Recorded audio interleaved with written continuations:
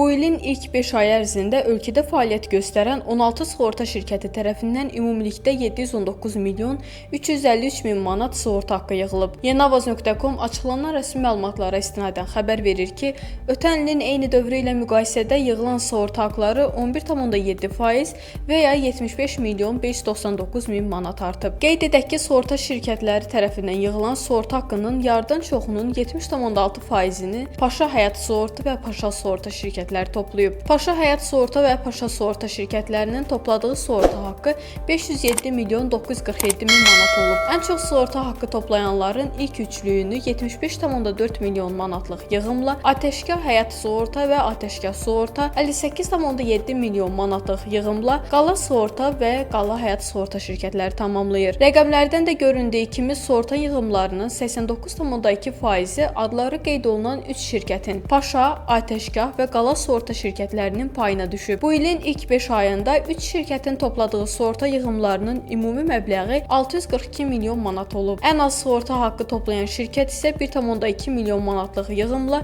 İpək Yolu Sığorta şirkəti olub.